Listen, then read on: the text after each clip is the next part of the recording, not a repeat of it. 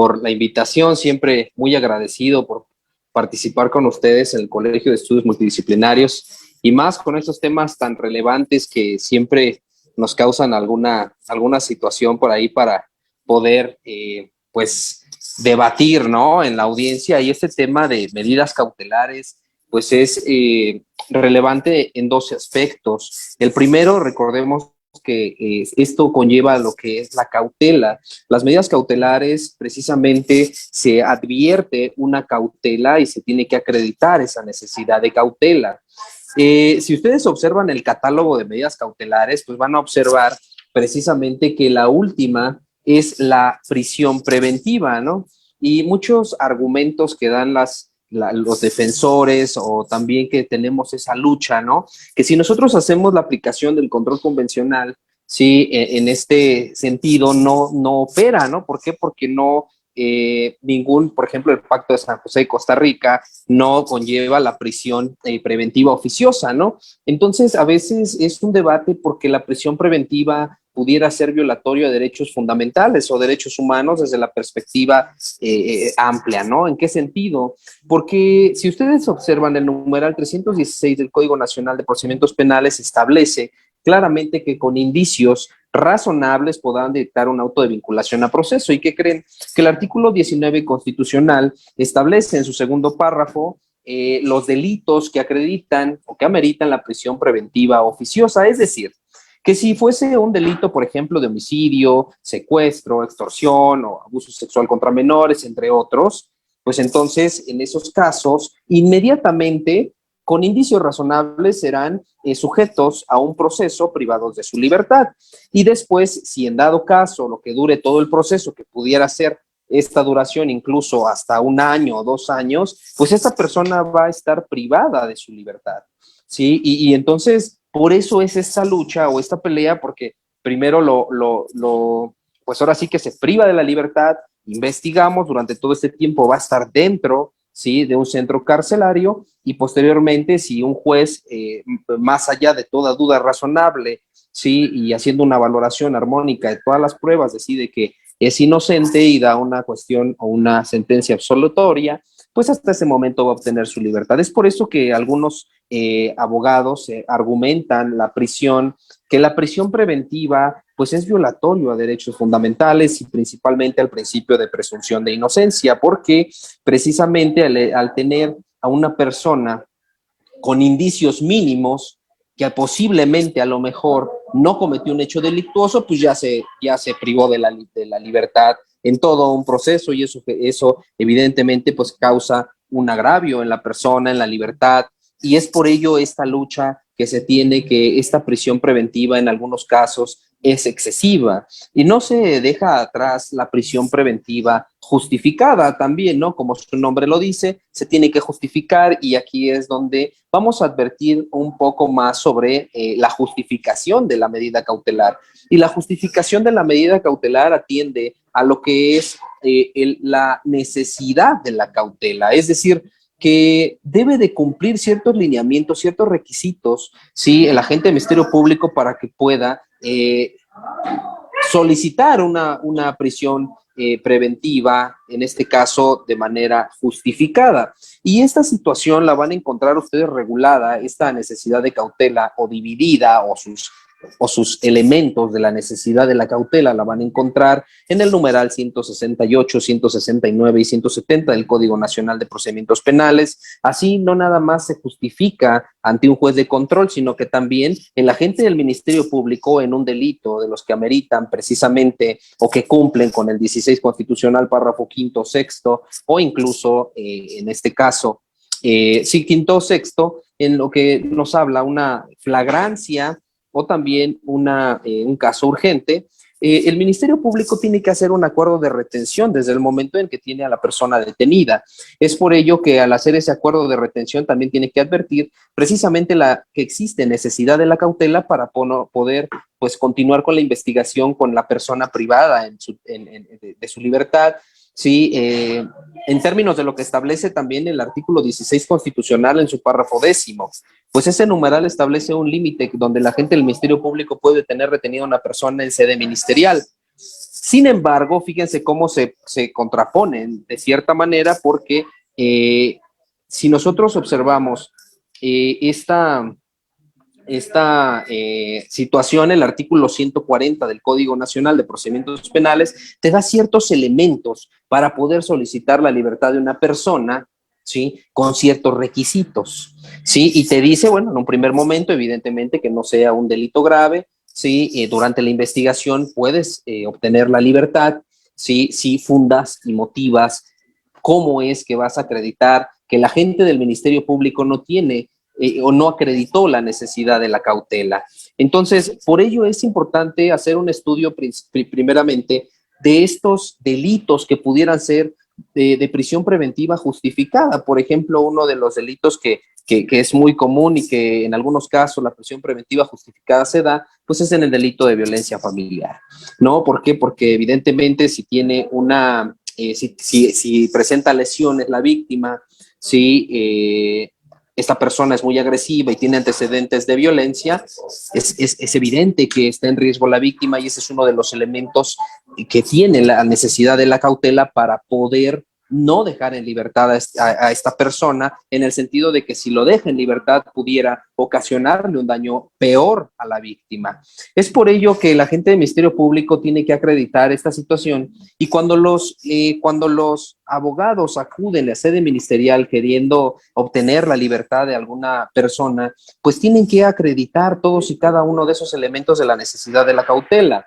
No basta con decir que es un delito grave, no basta con decir que en este caso se está violentando el principio de presunción de inocencia, puesto que nunca se violenta el principio de presunción de inocencia, porque ese principio, recordemos que tiene algunos aspectos, entre ellos, pues tratarse como inocente, y también el trato procesal que se tiene que llevar durante todo el proceso, ¿no? Que va a ser como inocente en este caso, y así es tratado. Tan es así que hablamos de una probable intervención en un hecho delictuoso. Entonces, por lo tanto, ese principio pues no se ve violentado. El principio de presunción de inocencia se quebranta hasta un fallo condenatorio, ya que el juez haya hecho un razonamiento de todos y cada uno de los testigos que fueron desahogados en términos de lo que establece el numeral 359 del Código Nacional de Procedimientos Penales, para llegar a la máxima convicción que la persona cometió un hecho delictuoso y que efectivamente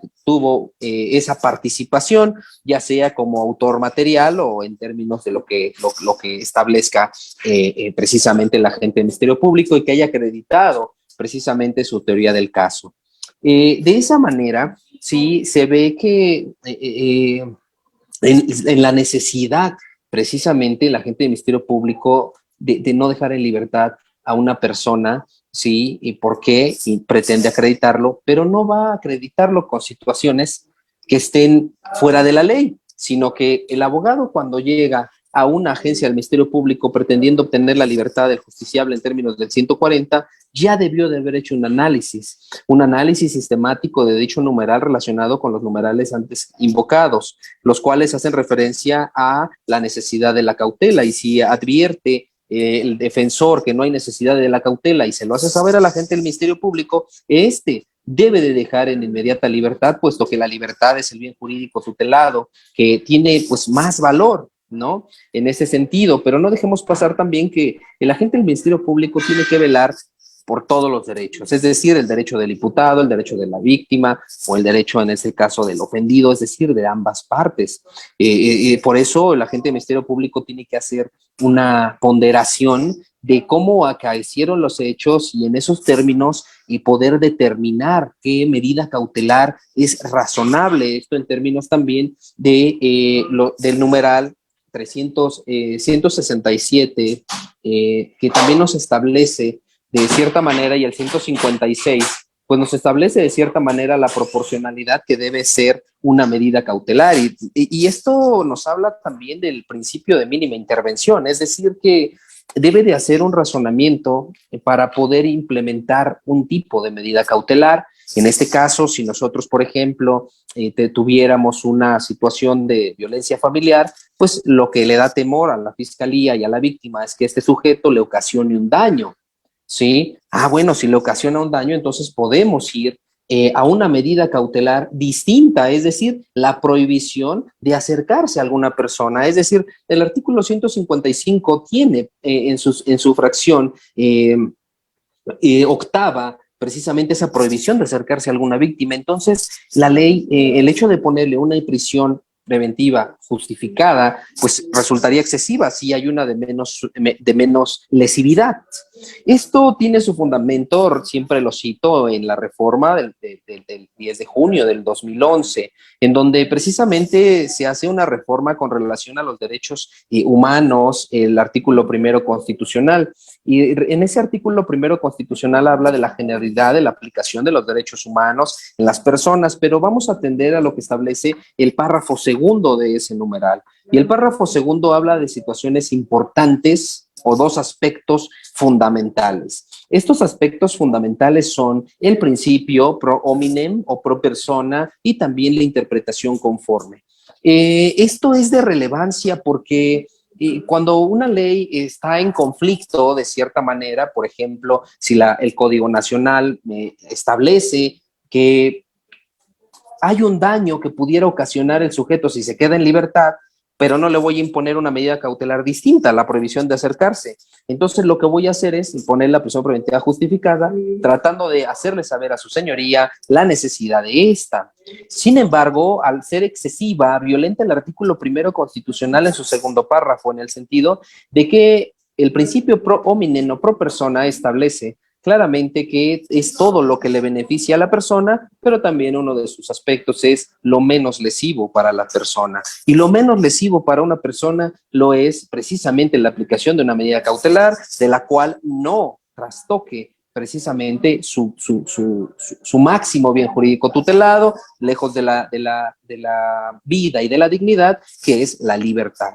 Por lo tanto, entonces, si la legislación adjetiva establece una medida cautelar de menor lesividad, evidentemente tiene que ser aplicada esto conforme a lo que establece la Constitución. Entonces observen cómo los dos principios constitucionales se ven claramente aplicados en estos argumentos que les acabo de hacer referencia, en el sentido de que la interpretación conforme se tiene que hacer conforme lo establece la Constitución. Y si la Constitución establece que lo que se debe de hacer a toda persona es la aplicación de lo menos lesivo o lo que más le beneficia a la persona. Y no estamos hablando de lo que más le beneficia a la víctima o al imputado, sino a la persona en general.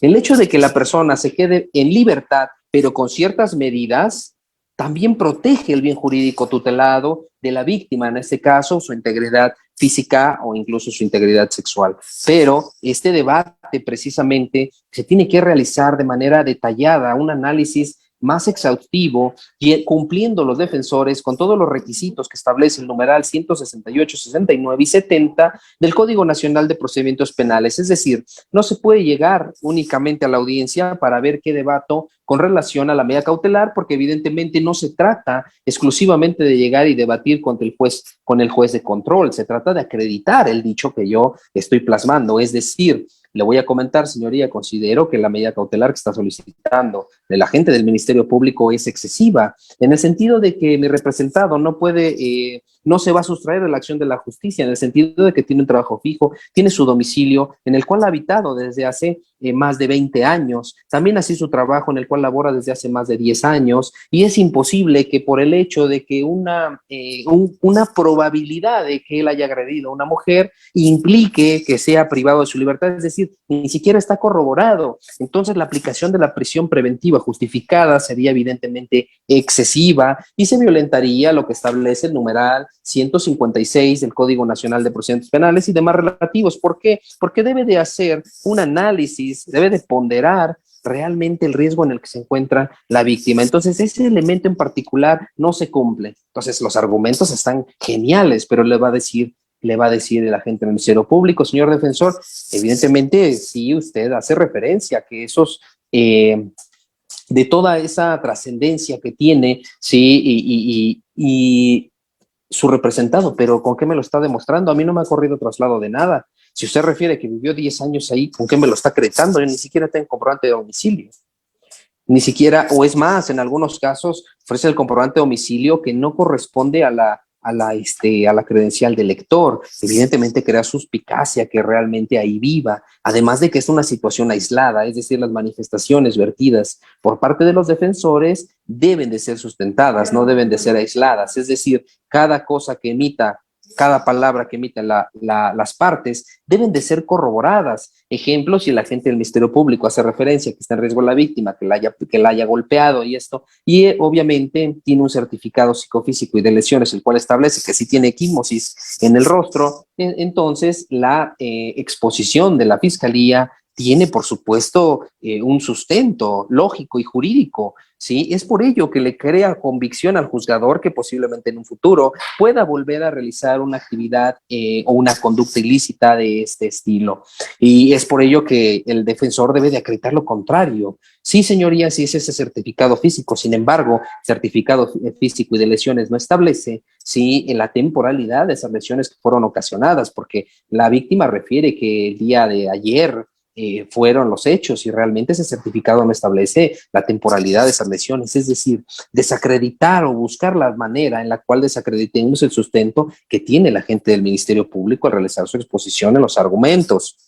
Entonces, estas medidas cautelares, ¿sí? En un primer término, debe de atenderse a que el justiciable pudiera sustraerse de la acción de la justicia. Entonces, ¿qué es lo que tiene que hacer el defensor? En conclusión, sostener que no se va a sustraer de la acción de la justicia, pero no se va únicamente a sostener en dichas manifestaciones aisladas, sino que tiene que demostrar de manera fehaciente que efectivamente no se va a sustraer de esa acción de la justicia, y ves por ello que pudiera ser que se le aplique otra medida cautelar que fuera menos lesiva. ¿Sí? Si ustedes advierten estos elementos de la necesidad de la cautela, ahorita estamos acreditando solamente uno, que ese elemento es la sustracción del justiciable a la acción de la justicia. Entonces, quise abarcar de lo más lesivo a lo menor para que veamos cómo surge el debate a la medida cautelar. Y es evidente que cuando se trate de un delito de las hipótesis del párrafo segundo del 19 constitucional, pues es que ya está tasado, ¿sí? Y es un tema que ya no se presta a debate en audiencia en el sentido de que ya está el catálogo de delitos de prisión preventiva oficiosa y entonces no entran a debate, ¿no? Evidentemente, no es que se quebrante el principio de contradicción, puede debatir lo que quiera, se le da el uso de la voz a las partes para que diga lo que tenga que decir, pero obviamente ustedes como estudiosos del derecho se van a dar cuenta que el hecho de que yo emita los argumentos van a ser inoperantes y que de todas maneras va a causar únicamente un desgaste en el proceso y que eso pues no va a beneficiar al justiciable en ninguno de los sentidos, tampoco lo va a perjudicar, sin embargo son palabras que no van a tener relevancia en ese momento. Entonces, por eso me aterrizo a la parte donde advierte esa prisión preventiva justificada, porque ahí sí, los delitos que la gente del Ministerio Público se le va a imputar al acusado, o en este caso al imputado, ¿sí? No operan o no están dentro de ese catálogo, pero te da otra opción y dice, bueno, justifica esa prisión, pero la medida, el Código Nacional obliga precisamente al juzgador a que haga una proporción, que ponga en la balanza los argumentos y sustentos que están ofreciendo las partes en ese momento y el que tenga mayor peso es el que va a tomar en consideración. Entonces, la necesidad de la cautela no nada más es un elemento que lo es y que se tiene que acreditar, ¿no? No nada más es un elemento, son tres elementos, acabamos de ver uno, y el siguiente elemento lo es que exista riesgo o que esté en riesgo la víctima. Entonces, u ofendido, ¿no? Y para ello, esto nos dice que esté en riesgo la víctima u ofendido, y para ello primero tenemos que situarnos a saber o estructurar quién tiene la calidad de víctima y quién tiene la calidad de ofendido. Esto lo van a ver ustedes regulado en lo que establece el numeral 20 constitucional en su apartado C relacionado con el artículo 108 y 109 del Código Nacional de Procedimientos Penales, en donde plasman de manera precisa ¿sí? Quiénes tienen la calidad de víctimas y quiénes tienen la calidad de ofendidos y hacer esa referencia, y que cuando el agente del Ministerio Público le dé la calidad de víctima o ofendido, tiene ciertos derechos, y entre ellos, efectivamente, que se le repare el daño que ha sido causado, y lo que establece el numeral 20 constitucional en su primer apartado A, en su primer párrafo. Entonces, así las cosas, primero ya teniendo o sabiendo quién es la calidad de víctima, pues a ver si le corresponde esa reparación del daño, porque incluso pudieran llegar a un acuerdo reparatorio y poder terminar el proceso, o bien una suspensión condicional del proceso, cualquier salida alterna, incluso hasta una forma de determinación anticipada, como lo establece el numeral 201 del Código Nacional de Procedimientos Penales y el 20 constitucional. Entonces, bajo esos términos, se advierte precisamente que la víctima pudiera obtener problemas y pudieran ocasionarle un daño. En estos casos que les pongo, como lo es la violencia familiar, está de por medio la integridad de una persona, pero no nada más debemos enfocarnos en la integridad de una persona. Esa persona es mujer. Y es aquí el problema, porque la mujer ha sido históricamente trastocada, ¿sí? Sus derechos han sido vulnerados. Es por ello que el juzgador, de acuerdo a lo establecido por la Corte, tiene la obligación de visualizar y de llevar los casos con una óptica distinta. Y esa óptica es que la mujer ha sido sometida por muchos años, ¿sí? Y que ha sido tratada como objeto. Y esto, evidentemente, se tiene que visualizar, ¿sí? El juez lo tiene que ver desde otra óptica al momento de resolver. Es por ello que el defensor tiene un papel importantísimo en los argumentos, en estos delitos donde están involucrados cuestiones de género, porque la óptica es completamente distinta a cualquier asunto que pudiera ser relativamente sencillo. Vamos a decir, ¿por qué me dio la prisión preventiva justificada si el delito pues no ameritaba, ¿no? Bueno, porque la Corte precisamente también se ha pronunciado respecto de ciertos argumentos y el trato en investigaciones o delitos que se cometan en contra de mujeres. Y uno de ellos, pues precisamente es la prevención y, por supuesto, la no repetición. Entre esas hipótesis que la Corte se pronuncia, es como el juzgador visualiza ese asunto en particular. Y se tiene presente, de cierta manera, digo, eso yo lo pongo de mí, pero como una situación de sancionar para prevenir, o sea, sanciono y con eso prevengo futuras situaciones. Es por ello que a lo mejor por eso dan la prisión preventiva para prevenir una situación, porque la Corte se ha pronunciado que precisamente se tiene que también jugar con esta prevención, ¿sí? Entonces la óptica, como ustedes podrán observar, cuando son delitos cometidos en contra de una mujer, pues son más fuertes, ¿sí? La visión es distinta porque el hombre, pues, históricamente ha sometido a la mujer por muchos años, ¿sí? Y han sido, ellos, los hombres, tuvieron una concepción hacia la mujer de manera distinta con el paso del tiempo. Y bueno, ahora es lo que se pretende erradicar, ¿no? Por eso se crean las convenciones. Y es por ello que a veces es más complicado obtener pues las libertades en ese sentido cuando son contra de una mujer, pero de manera general, sí, precisamente de manera general se establece que pueden debatir la medida cautelar, solamente adviertan como defensores que no se requiere hacer esa óptica porque realmente las situaciones no son como la víctima lo ha dicho, es decir, a lo mejor la situación fue de manera distinta y eso es lo que pretendo hacerle ver a su señoría. Pero bueno, entonces, el segundo elemento de la necesidad de la cautela lo es que esté en riesgo la víctima u ofendido. Entonces, si advierte de la exposición del agente del Ministerio Público que sí está en riesgo la víctima, pues entonces no se va a alcanzar a acreditar la necesidad, no se va a alcanzar a acreditar que no existe necesidad de cautela, sino todo lo contrario. Evidentemente, con el paso de la investigación se vio observando, se vio dilucidando que todo el tiempo se estuvieron violentando derechos, ¿sí? Se estuvieron realizando golpes, se estuvo un sometimiento, ¿sí? Con la exposición del agente del Ministerio Público, ¿sí? Donde refiere a que la víctima se casa con la persona y desde ese momento la ha estado golpeando, la ha estado haciendo, se advierte una trascendencia. Y es por ello que para que no se repita dicha situación, pues a lo mejor se advierte que pudiera estar en riesgo y entonces mejor acreditamos eso y le dan la prisión preventiva justificada. Entonces el defensor lo que tiene que hacer es que no es necesario. ¿Sí? ¿En qué sentido? Bueno, si el agente del Ministerio Público pretende acreditar, insisto, las lesiones, por ejemplo, que desde hace mucho tiempo pues, ha sido sometida, ha sido golpeada, pues hacerle ver que si en dado caso en la carpeta de investigación no obra ningún dato de ese estilo más que la entrevista de la víctima, pues entonces la situación se va quedando aislada. Sin embargo, si hay una entrevista donde refiere que hizo denuncias, que hizo esto ya con antelación y obran dentro de la carpeta de investigación, pues entonces ahí sí tendríamos un problema, ¿no? Porque sí se ve de manera secuencial, de manera completa, que esta persona, el activo, ha estado de manera contundente y también frecuente, sí, lesionando a la mujer.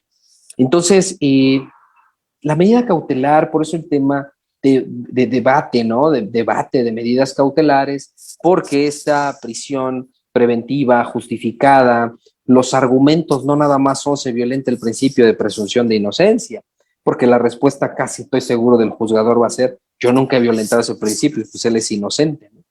Y tiene su derecho y así siempre va a ser hasta que llegue a juicio y le den un fallo de condena, ¿no? Si fuese el caso. Entonces sí se tienen que estructurar varios elementos. Ahora, ¿cuál es el otro elemento de la necesidad de la cautela? Lo es precisamente que exista el riesgo o peligro, que esté en evidente peligro, la investigación. ¿Y cómo será que esté en riesgo la investigación? Pues la investigación está en riesgo cuando las personas, los testigos, o a lo mejor hasta algunos indicios, ¿verdad? Están por desaparecer. Ha habido casos en los cuales la víctima ha sido amenazada, por ejemplo, a lo mejor en los delitos, como son delitos de secuestro, ¿sí? O extorsiones, y ya estando en el proceso, a lo mejor los testigos, ¿verdad? Ya no quieren declarar o hacer alguna situación por el motivo de que fueron a lo mejor amedrentados. Si de la exposición de la gente del Ministerio Público se advierte dicha circunstancia, también se va a dar por satisfecha esa necesidad de la cautela, porque si estos testigos pues ya no van a comparecer, evidentemente que puede ocasionar un peligro la investigación. Aclaro, en la actualidad, y siempre lo he dicho, sí, no basta o no es a veces contundente que en los delitos exista un testigo presencial.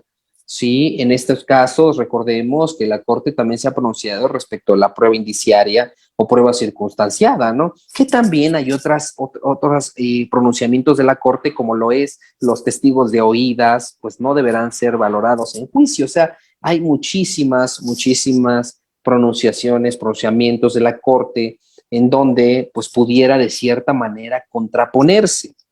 Pero recordemos que cada tesis o cada jurisprudencia debe de ser estudiada para ver si es aplicable al caso que nos ocupa. La interpretación no debe de ser literal. La interpretación se realiza de manera sistemática. Para poder, no se trata de citar las tesis o citar las jurisprudencias, nada más porque llevan como título la prisión preventiva es violatoria de derechos humanos. Habría que verificar cuáles son los casos en particular, sí, porque es notorio que si la Constitución ha plasmado dicha circunstancia, pues entonces se debe de acatar esa situación, ¿no? ¿Por qué? Porque es una situación que está plasmada en el numeral 133 y que establece claramente que va a ser, hablando de jerarquías, la Constitución lo máximo. Es por ello que no resultaría atendible dicha circunstancia. Sí, habría que ver qué tesis, qué jurisprudencias son las que van a citar y no nada más a lo mejor porque tenga el título pudiéramos decir que ya el juzgador va a decretar una libertad y que sea una medida cautelar distinta. Es por otras situaciones. Las situaciones son porque el justiciable pueda sustraerse de la acción de la justicia, porque la víctima está en peligro o porque la misma investigación se encuentra en riesgo. Y esa necesidad de cautela no nada más se tiene que acreditar para el debate de medidas cautelares. Saben ustedes también que se puede acreditar también para en lo que establece el numeral 16 constitucional en su párrafo tercero, que lo es una orden de aprehensión en relación a lo que establece el numeral 141 de la ley adjetiva de la materia, tienen una Ministerio Público, al tener datos suficientes y que sea un delito grave, que se libre una orden de aprehensión, es decir, solicita una orden de aprehensión y este juzgador de control también va a otorgar esa orden de aprehensión con ciertos requisitos. Entre otros, porque no es el tema que nos toca hoy, es que acredite la necesidad de la cautela. Y entonces ya tenemos los elementos necesarios, ¿sí?, para poder debatir lo que es la medida cautelar.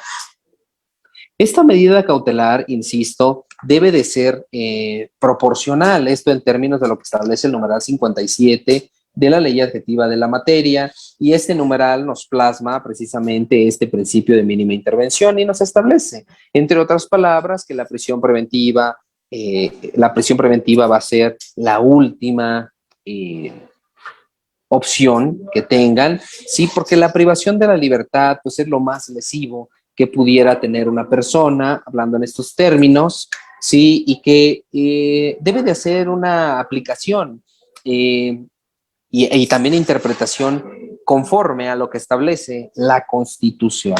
Y entonces, si la Constitución te dice que debe de ser aplicable lo que más le beneficia a la persona, pues lo que más le beneficia es que le impongan una medida cautelar distinta, aclaro. Si no está dentro del 19 constitucional, entonces pudiera ser cualquier otro delito que obtenga su libertad sin mayor problema. Solamente atender precisamente a lo que establece esto de la necesidad de la cautela. ¿Sí? Entonces, esta imposición de medidas cautelares, recuerden que al imponérseles, pues se les va a durar todo lo que tenga el proceso. Sin embargo, puede existir una modificación, ¿sí?, de la medida cautelar. En este caso, sí, podemos cambiar o solicitar que se le ponga una medida cautelar distinta. Vamos a suponer que esta persona, en la vinculación, ustedes como defensores, les hablaron por teléfono y le dijeron, ¿qué cree que la audiencia es hoy, no? A las 2 de la tarde y es la 1. Oiga, no invente, pues ¿cómo voy a prepararme? No, pues así vaya, ya solicite el término, duplique, ya haga lo que tenga que hacer, pero vaya, ¿no? Entonces se presentan a la audiencia, es evidente que no estoy preparado, no tengo mis sustentos, ¿sí? Mis argumentos. Entonces, ¿qué es lo que hago? Pues voy a solicitar la duplicidad del término y para solicitar la duplicidad del término, pues necesito debatir la medida cautelar. Y la pregunta sería, ¿cómo debato la medida cautelar si me acaban de contratar? No tengo, ni siquiera me allegué de nada. La familia llegó y me dijo, de una vez lléveselo. Entonces, pues, evidentemente, si el Ministerio Público solicitara la prisión preventiva justificada, pues yo no voy a tener elementos para decir cosa distinta, ¿sí? Y siempre les comento, o sea, el defensor o los defensores, en algunos casos, a lo mejor cada quien tiene sus formas de trabajo, pero llegan y escuchan la formulación de imputación o el control de detención si fuese el caso, ¿sí? Y la carpeta medio la tienen conocimiento de ella, medio, porque ya saben su teoría del caso, ¿qué va a ser? Llegar, escuchar, medida cautelar, duplicidad del término, ofrezco medios o datos de prueba y después que resuelva el juez, ¿sí? Entonces, a veces es necesario hacer un estudio minucioso y saber cuál va a ser nuestra teoría del caso. Vamos a suponer que sea un tema difícil, como lo es este tema, ¿sí?, de la violencia familiar. Es difícil el debate porque hay que acreditar todo lo que les acabo de comentar, ¿sí? Entonces es complicado y si me voy en blanco, ¿qué creen que va a pasar? Me voy, pero pues no preparé nada, no tengo ningún sustento. ¿Qué va a suceder? Claramente van a imponerle la prisión preventiva justificada, si es la decisión o la solicitud del fiscal. Si él solito solicita otra, pues ya la hicimos, ¿no? y ya como quiera, pues ahí voy sobrellevando el caso. Pero en esto en particular, en donde solicite la medida cautelar de prisión preventiva justificada, pues yo ya tengo que estar preparado para mis otros argumentos. Ahora, en ese momento el Ministerio Público va a solicitar la medida cautelar de prisión preventiva, oficiosa, y, perdón, prisión preventiva justificada, y ¿qué va a suceder? Pues ya lo van a vincular con la prisión preventiva, pero ¿qué creen? Podemos solicitar, sí, una revisión de medida cautelar. Y las revisiones, sí, de medida cautelar, pues son exclusivamente cuando o adviertan que las circunstancias hayan variado, ¿no? En este caso, vamos a suponer que yo no, en ese momento de la audiencia, yo no llevé preparado nada, y entonces pues voy a tener que solicitar una revisión porque voy a acreditarle al juez que en ese momento yo no tenía nada, pero ahorita sí advierto que tengo muchos elementos para poder debatir una medida cautelar distinta, ¿no? Pero sustentos. Vamos a ver, por aquí veo unas preguntas antes de que se les olvide. Ok, César, ¿en dónde ubicamos el catálogo de delitos? 19 constitucional, en su párrafo segundo, y por ahí también lo van a encontrar en el 167 del Código Nacional de Procedimientos Penales. Entonces, bueno, las medidas cautelares, sí, únicamente las impone, otra pregunta por ahí, el juez de control, ¿sí? Precisamente es por ello, ¿sí? Que tiene ese nombre, ¿no? O sea, una medida cautelar habla de una cautela, de verificar qué es lo que va a suceder, ¿sí? Con esta persona, y no puede quedar al aire, es decir, voy a vincular a proceso y luego, o más bien voy a solicitar la duplicidad, pero no pido medida cautelar, se va a quedar al aire, ¿no? Necesito forzosamente debatir una medida cautelar. Y entonces ya debemos de saber que si vamos a debatir la medida cautelar, debo de acreditar de manera fehaciente cada uno de estos elementos, no nada más uno, tengo que acreditar los tres, ¿sale? Ahora, me regreso un poquito. Control, en este caso, corrijo, me regreso a la agencia del Ministerio Público. Hipótesis del 16 constitucional, párrafo quinto, relacionado con el 10º. Detenciones en flagrancia, ¿sí? Estas detenciones en flagrancia pudieran ser por delitos graves. En términos de lo que establece el artículo 212 y 222 del Código Nacional de Procedimientos Penales, van a advertir ustedes que el agente del Ministerio Público puede iniciar una investigación con el simple hecho que le hagan conocimiento de unos hechos que posiblemente son constitutivos de un delito. Incluso nos habla de cuestiones incluso anónimas. Si hay denuncia anónima, ¿qué va a pasar? Si hay flagrante, ¿qué va a pasar? Todo. Y siempre les hago la pregunta, ¿qué pasaría, por ejemplo, vámonos a los delitos graves, que una persona dice, acabo de lesionar acabo de lesionar a mi compadre, ¿no? Oiga, me vengo a entregar, es que ¿qué cree que lo lesioné? ¿Con qué lo lesionó? Con un cuchillo.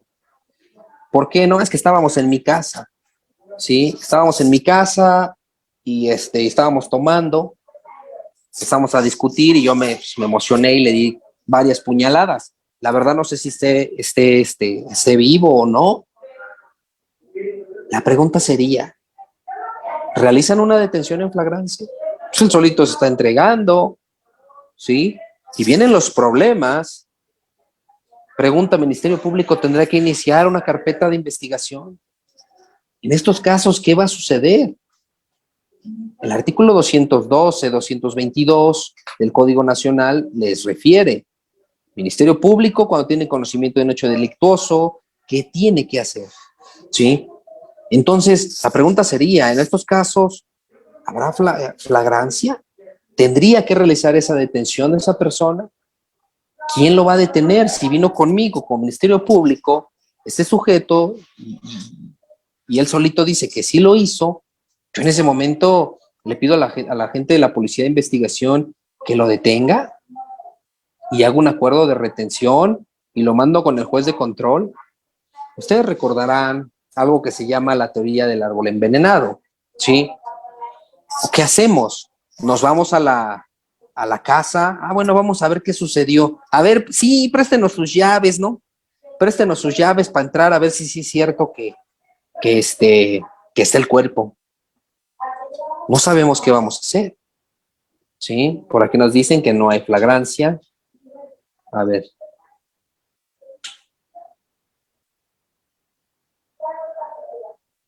Ah, ya no alcancé a leer, pues ya no hay flagrancia. No sé dónde está ese mensaje. Ah, creo que en chat. No hay flagrancia, no entra ninguno de los supuestos. Entonces, dice Rosy Soto que no hay flagrancia, no entra ninguno de los supuestos. Entonces, Rosy, que se vaya, ¿no? Ah, no, está usted loco, no hay flagrancia, vámonos. Ya váyase hasta su casa. Y entonces saliendo, se encuentra a su cuate y dice, oye, tú, ¿cómo ves? No manches, dice, no, vete ahorita, agarra tu chido, más ya no agarres nada, ya de una vez vete. Y entonces se escapa. Entonces el Ministerio Público sentado, pues a ver hasta quién, alguien que reporte a alguien, ¿no? Pues yo no voy a hacer nada porque, ¿sí me explico? Ahora, ¿por qué les digo esto? Porque esto se advierte que pudiera ser unos delitos que están en el catálogo del 19 constitucional, párrafo segundo y el 167. Pudiera ser cuando se trata de un delito flagrante, no este caso, no este, un delito que realmente es flagrante y que se advierte que es un delito grave, Ministerio Público inmediatamente detiene a la persona y hace su acuerdo de retención en flagrancia, ¿sí? No hace ni siquiera mucho análisis. Con la notificación del primer respondiente que este sujeto privó de la vida a una persona o que alguna conducta ilícita grave, desde ese momento, el Ministerio Público tiene que iniciar una investigación, ¿sí? Y, por supuesto, iniciar la carpeta, recibir al detenido, la apuesta y realizar su acuerdo de retención con el simple hecho que es un delito grave. ¿Por qué? Ha habido algunas confusiones entre la detención y la retención. Ay, no sé si se hace acuerdo de retención o de detención, realmente no sé. No, es lo mismo, ¿sí? Ministerio Público, cuando tiene detenida a una persona, en ese momento tiene la obligación de explicar por qué lo tiene detenido en términos jurídicos. A eso se le llama acuerdo de retención. Jurídicamente hablando, ¿por qué creen que encuadra la hipótesis que establece el 16 constitucional, párrafo quinto, relacionado con el 164? ¿Por qué? ¿Sí?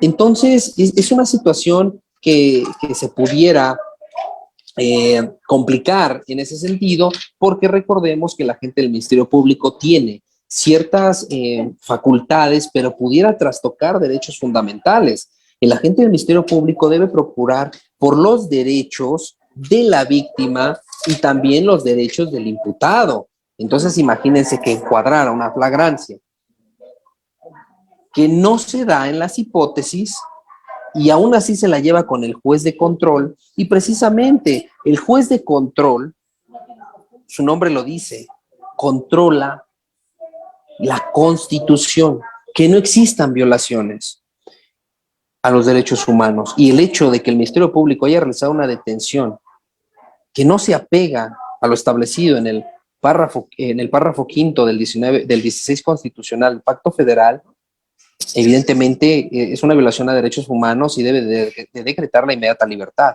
Es por ello que cuando se hace una detención en flagrancia, se hace primero o se lleva a cabo primero una audiencia para controlar la detención. ¿Y qué dice el juez? A ver, Ministerio Público, dime cómo lo detuviste, cuándo lo detuviste, a qué hora lo detuviste, circunstancias de tiempo, modo, lugar, dónde está el registro que debiste de haber hecho, todo. Ah, señoría, sí lo hice todo. Ah, bueno, entonces está legal la detención, ¿sí? En la detención no se debate el fondo del asunto, no se debate si esta persona cometió el hecho delictuoso o no se debatió. Se debate que la detención haya sido apegada, ¿sí?, a los derechos humanos. Y en este caso también establece claramente un registro y ese registro está inmerso en ese numeral. Y hablamos del Registro Nacional de Detenciones. Sí, y recordemos que este Registro Nacional de Detenciones, derivado del asunto o del caso Rosendo Radillas, pues se crea precisamente esta situación para evitar esta cuestión de desaparición forzada de personas, recordarán ustedes. Entonces, los traslados que a veces realizaban los primeros respondientes que decían, te detengo, y luego te detuve a las 5 y te puse a disposición a las 1 de la mañana del otro día, pues evidentemente era una privación ilegal de la libertad. Ahora ya no. Ahora obra un registro. Te detuve a las 5 y tienes un tiempo límite para avisar a tu mando de que está detenido. Se da de alta y entonces ustedes, con acceso al público, pueden verificar su detenido, dónde se encuentra, de acuerdo al seguimiento que se le da al Registro Nacional de Detenciones. ¿Sí? Es por ello que debe de valorarse y debe ser tema de debate del control de la detención, precisamente esta situación del Registro Nacional de Detenciones, porque da certeza al juzgador que realmente haya sido detenido en el momento que refiere el órgano captor primer respondiente.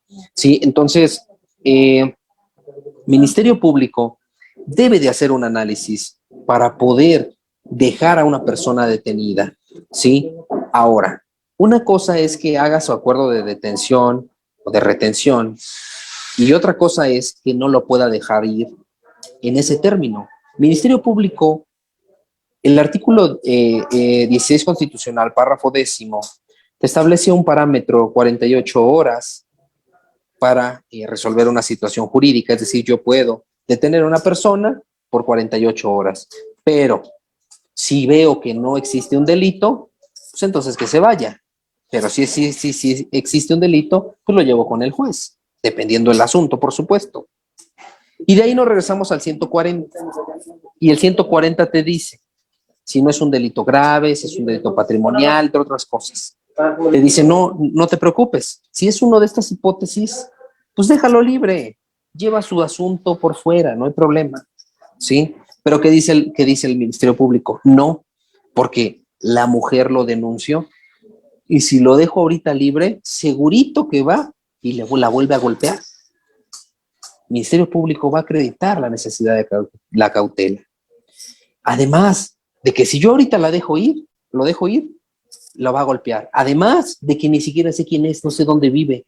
Me dijo su nombre, pero que no me lo dijo completo, o a lo mejor ni sé si es el mismo porque no lo encuentro en Plataforma México, como sea.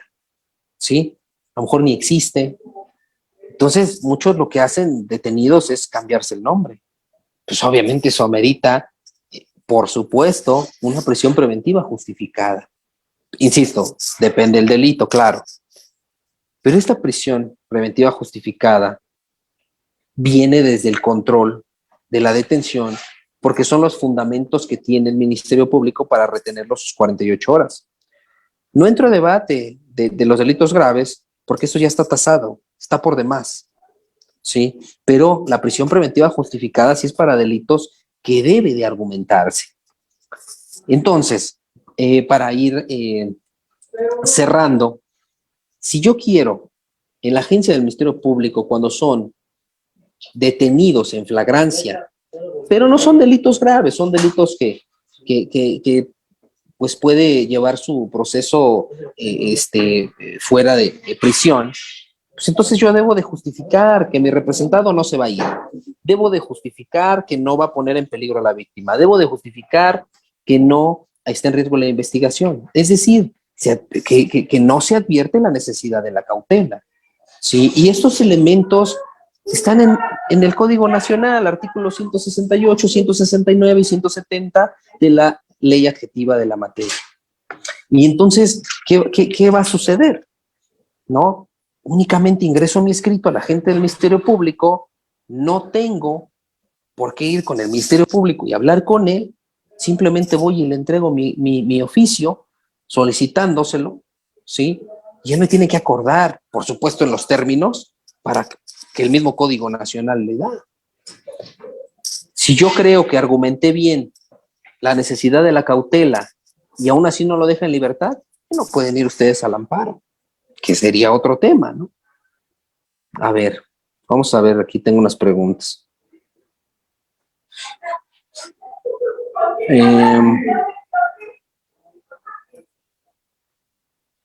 Bueno, dice Roberto, es más, llegó entregando la denuncia privada. Ah, del caso que les di, ¿no? Consecuencias legales de que trae la falta de dicho registro. Ah, me imagino que el Registro Nacional de Detenciones. Mira, si no tiene el Registro Nacional de Detenciones, yo considero, esa es la consideración de cada juez, ¿no? Pero yo considero que realmente sí no tiene certeza que haya sido detenido, como dicen los órganos captores. Entonces, si es muy, uh, constitucionalista, debería de dar la libertad. ¿Por qué? Porque dice que debe de existir un registro. Y entonces nos vamos al Registro Nacional de Detenciones. No obra ese registro. ¿Por qué no obra ese registro? Si es una obligación. Entonces, en el control de la detención, debatir el que no existe el Registro Nacional de Detenciones implica, desde mi punto de vista, una libertad en ese momento. ¿Sí? Incluso aquí no se habla de delito grave o no. Es un delito grave, un homicidio, lo que sea. Si no existió el registro, a mi criterio, debería de darle la inmediata libertad. ¿Por qué? Porque no hay certeza que haya sido detenido, sino entonces, ¿qué razón de ser tendría que haya un registro nacional de detenciones y que no lo usen? ¿No? Pues no tiene sentido si el juez justifica. ¿Por qué? Aclaro. Vamos por partes. Quiero comentarles algo. Si la dilación se puede justificar. Ha habido casos donde pretenden linchar al justiciable porque cometió un robo, lo que ustedes quieran. Nada más hay una patrulla y hay dos elementos. Como este sujeto le quitó la bolsa a una señora ya de edad avanzada y se echó a correr, pues todos los vecinos están locos, ¿no? Hay que lincharlo, hay que matarlo, llega la policía y lo alcanza a rescatar. Se junta toda la gente y empiezan a apedrear a la patrulla, no la dejan ir. A ver, ¿en qué momento hacen el registro? No se puede. ¿Sí? Aclaro, ¿se puede justificar? Sí. Es por ello que la Corte se ha pronunciado respecto del término o la palabra inmediatamente. Si ustedes observan, la Constitución dice, cualquier persona puede detener al indiciado y ponerlo inmediatamente a disposición.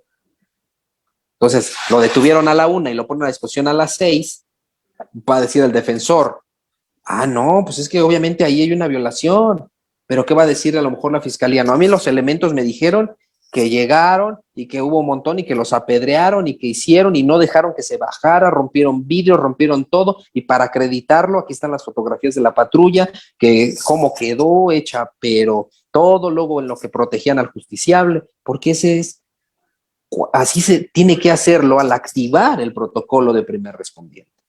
Protegerlo, primero va a ser proteger la integridad del justiciable.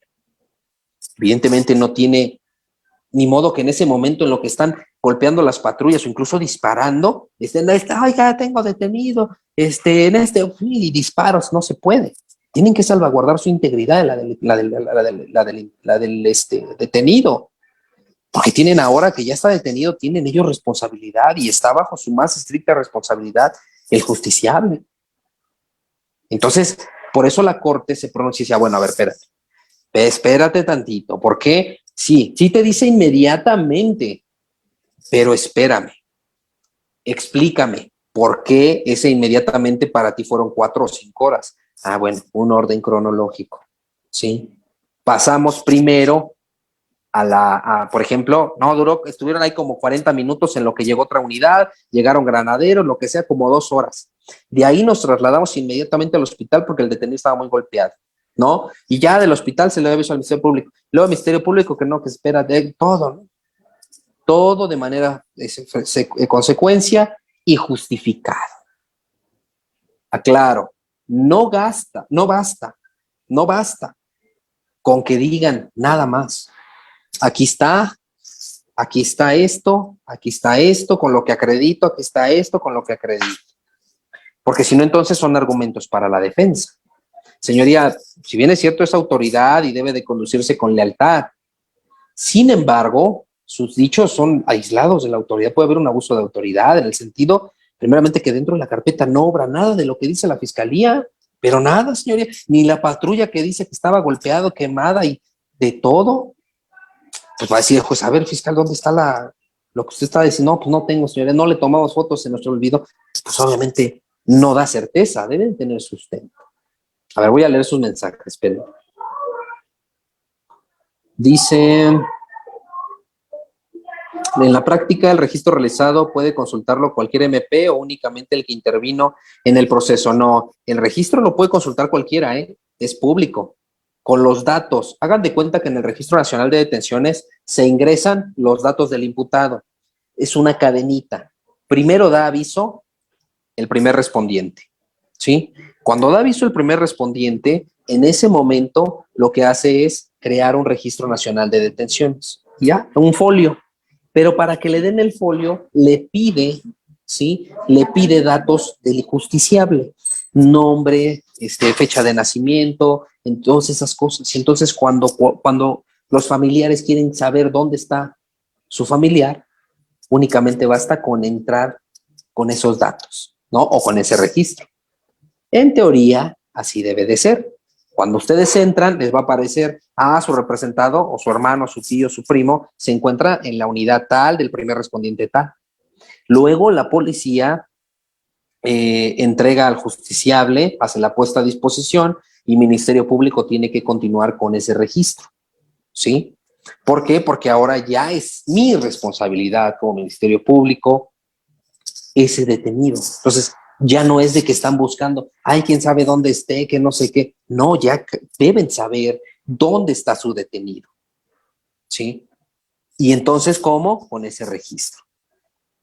A ver, espérenme. Dice, bueno, la falta de ese registro, ya les dije, ¿sería solicitar la inmediata libertad si no hay registro con fundamento en el 140? No, no con ese fundamento. Si no existe el registro nacional, sí, esa es una situación que vulnera derechos fundamentales. Basta con que digan que no hay para que cree suspicacia que haya sido detenido, como dicen. Porque el artículo 16 constitucional en su párrafo quinto establece que debe de existir un registro inmediato. No hay. Entonces violenta la Constitución. Por esto violenta los derechos fundamentales, ¿sí?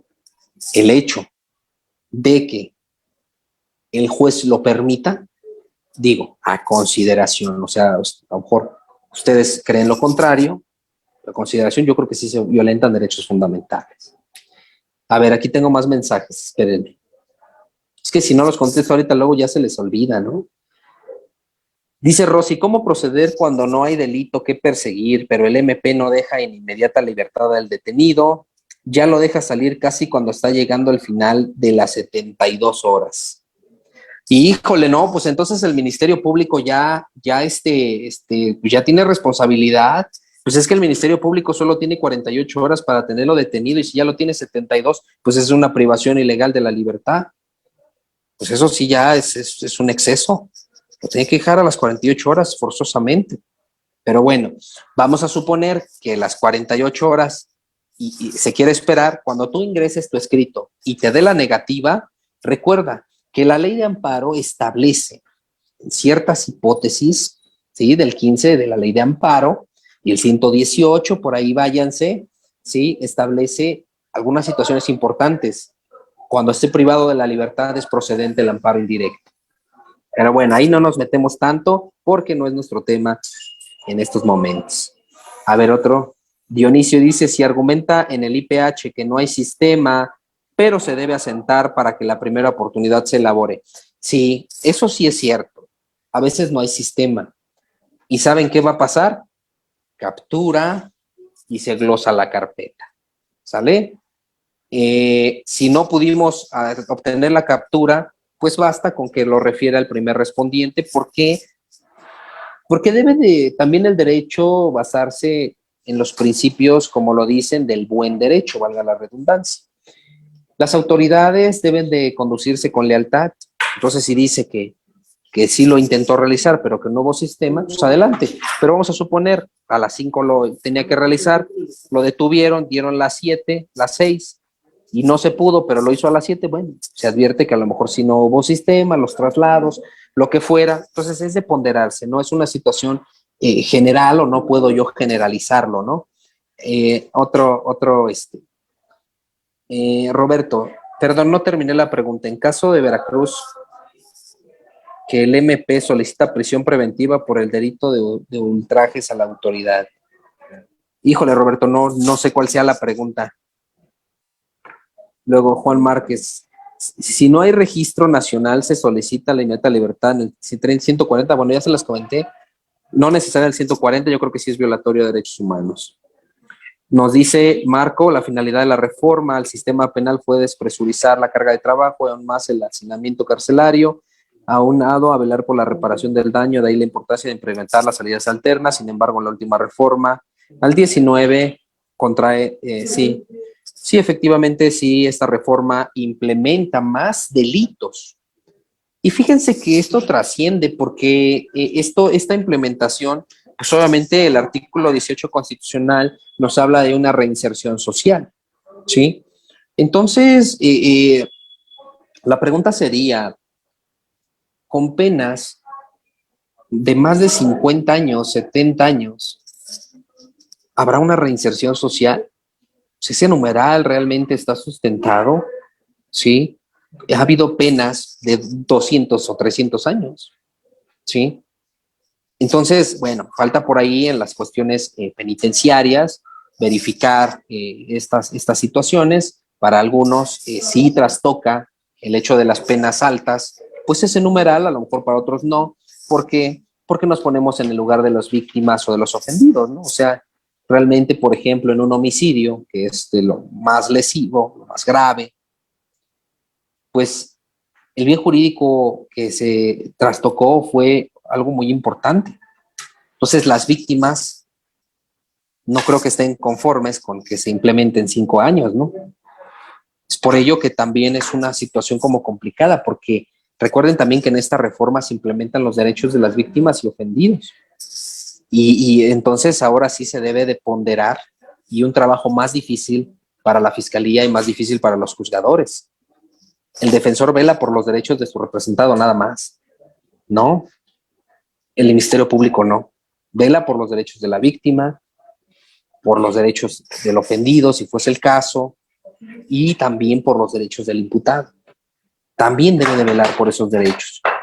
Entonces, es importante que se vea el respeto a los derechos humanos y por ello lo de la reforma. A ver, déjenme ver si hay más mensajes. Dice, el MP pone como pretexto que estaba en mantenimiento la plataforma. Pregunta, ¿no tiene que funcionar los 365 días? ¿O usted ha tenido conocimiento que en algún momento el Registro Nacional de Detenciones esté fuera de servicio? Bueno, no sé si realmente esté fuera de servicio, ¿no? Lo que sí se puede advertir es que pues es muchísimo lo que se maneja en el sistema. Digo, no pretendo justificar, o así ustedes, hay usted porque está justificando, pero realmente no lo pretendo, sino que ha habido casos, incluso lo hemos visto en las clases, donde estoy en clase o dando una ponencia y se me va, ¿no? El internet, o se va la señal, o hay fallas técnicas. Entonces, quizá, porque no es muy seguido, quizás sí sea que se vaya la señal, en otros casos a lo mejor no, digo, pues a lo mejor hay de todo, ¿no? Sin embargo, siempre todo debe ser con respeto a los derechos fundamentales. A ver, veo más mensajes. Saludos a Sonora. Varios detenidos. ¿Podría abordar el término de inmediatez? Ok. ¿Refiere usted que al defensor particular puede acudir ante la fiscalía mediante un escrito solicitarle la libertad del detenido, argumentando la no necesidad de la prisión preventiva justificada? Así es, Gabriel, así es, así de fácil. Tú puedes ir, tienes un detenido, por eso es importante tener una estrategia que esto se convirtió en una teoría del caso. La teoría del caso es, o tiene ciertos elementos, pero también tiene ciertas fases. La teoría del caso tiene la fase recolectiva, ¿sí? Depurativa, expositiva, tiene varias. Entonces deben de estructurar cuál va a ser su teoría del caso. Ejemplo, ¿qué delito es? No, pues es un delito de robo. ¿Pero qué fue con nada? No, un robo simple. ¿Cuál es nuestra teoría del caso? Solicitar la no vinculación a proceso, está de borracho, ni siquiera va a aguantar para que lo judicialicen, o a lo mejor un cohecho, ¿no? No va a alcanzar. Entonces la teoría del caso va a ser, pues pelear, digo desde mi punto de vista, pelear porque ni siquiera pase las 48 horas, ¿no? Y entonces para que pase las 48 horas, necesita forzosamente la fiscalía acreditar la necesidad de la cautela, ¿sí? Y con eso lo va a dejar las 48. Yo no quiero que se quede las 48, ¿no? Yo quiero en términos del 140 que me lo deje en libertad, ¿sí? Entonces vamos a argumentar, entre otras cosas, por 140 habla, son delitos patrimoniales, ¿no? Y también que posiblemente, pues, incluso puedes tener un acuerdo reparatorio, ¿no? Llegas a ese momento de reparación, o a lo mejor ni hay daño que reparar. ¿Por qué no hay daño que reparar? Pues porque si ya recuperaron los objetos, pues entonces en ese momento, ¿qué van a cobrar? Digo, jurídicamente hablando, el hecho de que me digan, ¿sabes qué? Dame 15,000 pesos, yo diría con que lo estoy acreditando. Si, oye, me robé a lo mejor un shampoo de la comercial y quieres que para que yo me vaya sin problemas te dé 15,000 pesos, pues obviamente no se puede. ¿Por qué? Porque la víctima no va a alcanzar a acreditar ese agravio, que es, por ejemplo, vamos a suponer un delito de violación, ¿no? O incluso un delito de abuso sexual. No de abuso sexual a menores, de abuso sexual normal. ¿Puedo acreditar el daño psicológico que tiene una persona? Pues sí, se puede. ¿Con qué? Con un examen psicológico, ¿no? Y eso, o un psicodiagnóstico en el cual te va a establecer que con determinadas sesiones va a generar tanto gasto. Por decir, una sesión, usted tiene un grado de afectación psicológica tanto. Entonces, requieres de 50 sesiones. Cada sesión cuesta 800 pesos. Entonces, haz la multiplicación, ese va a ser el monto de la reparación del daño. Y eso se encuentra acreditado. ¿Por qué? Porque lo hace un experto. Ese experto hace esa valoración, esa evaluación, y entonces es así como va a pedirle dinero, ¿no? Y entonces pues no habrá de otra más que pagar la reparación del daño, pues acreditar. Pero no en todos los casos se puede acreditar esa reparación del daño.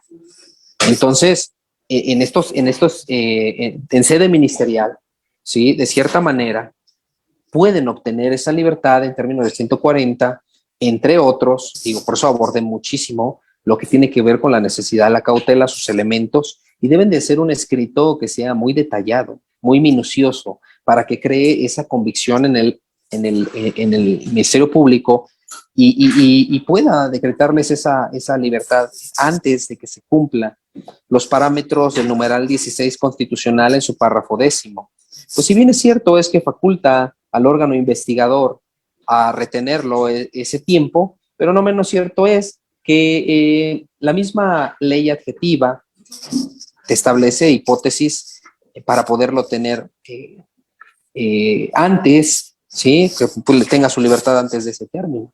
Oiga, pero es que la Constitución tiene mayor jerarquía que el Código Nacional. La Constitución te dice hasta por 48 horas. Es decir, la interpretación de la ley se tiene que hacer de manera sistemática. O sea, aquí ese hasta 48 horas te está dando apertura que sea menos de esas 48 horas.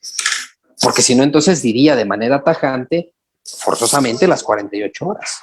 Aunado en lo que establece el primero constitucional, insisto, principio pro hominem, ¿sí? Y también interpretación conforme derivado de la reforma, ¿sí? Y que ha generado un impacto. A muchos a lo mejor no les gustó mucho esta reforma porque refieren que pues da mucha pauta, ¿verdad? A que relativamente todo todo sea un beneficio, ¿no? Pero siempre lo estamos visualizando para el justiciable y no es así. También es un beneficio para la víctima u ofendido, ¿sí? Todo lo que le beneficia a la víctima o ofendido, ¿sale? Entonces, si ustedes son asesores jurídicos, pues obviamente lo que más le beneficia, fíjense, hay delitos por los cuales a lo mejor no se alcanza a acreditar la reparación, el monto de la reparación del daño, ¿sí? El artículo 20 constitucional, en su primer apartado, establece como un objeto esencial del proceso penal la reparación del daño, entre otras cosas, ¿sí? Pero lo esencial es la reparación del daño también. Entonces, yo puedo llegar y decirle, oiga, es que a lo mejor no puedo repararle el daño porque le quité su teléfono, iba yo corriendo, se lo quité, sí, pero se lo regresé. Pero yo sé que perdió usted su día, perdió todo, le voy a dar tanto, ¿sí? Hay casos en que el asesor jurídico puede intervenir y decir, oiga, pues mejor acéptele, porque en un proceso, ¿sí?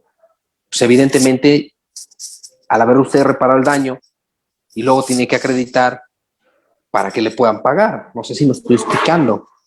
Entonces, mejor el Ministerio Público tiene la facultad de obtener un mecanismo alterno, ¿no?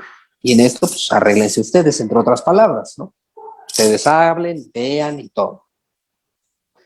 Entonces, bajo esos términos, sí, es importante en este debate de medidas cautelares, pues que hagan los argumentos necesarios para poder obtener la libertad del imputado. Pero la medida cautelar, yo les quise abordar, que no está como tan establecida en la agencia del Ministerio Público, pero sí los elementos, ¿sí? Los elementos que conlleva para solicitar la libertad son los mismos que para debatir la prisión preventiva justificada, ¿sí?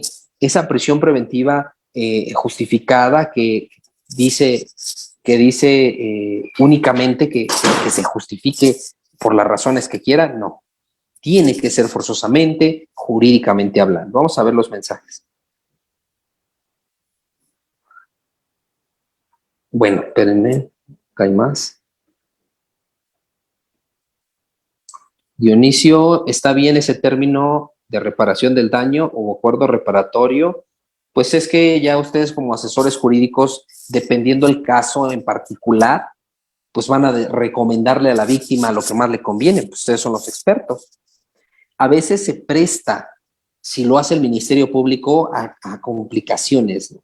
Ah, es que el Ministerio Público quiere esto. No, no, no. Asesor jurídico, intervengan y ustedes con el investigado hablen, ¿no? Entonces, pueden platicar, hagan su acuerdo y pues ya, ¿no? O se van a la parte de mediación, como sea, ¿no? Entonces, sí, dependiendo ustedes, el caso en particular lo pueden utilizar. A ver, otra pregunta. Dice, muchas gracias, maestro Mejía. Sí, saludos, Gabriel. Le agradezco su respuesta. Al solicitarle al fiscal la libertad con detenido, solo como en comentario en la ciudad, los MPs nunca conceden la libertad en términos de las 48 horas en delitos de narcomenudeo en la hipótesis de posesión simple. Siempre optan por enviarlo al juez de control, a decir, con la idea de que el juez de control sea quien los deje en libertad. Sí, bueno, insisto, ¿no? O sea, a veces el criterio que tienen las personas es distinto. Sin embargo, yo considero que es procedente el amparo indirecto.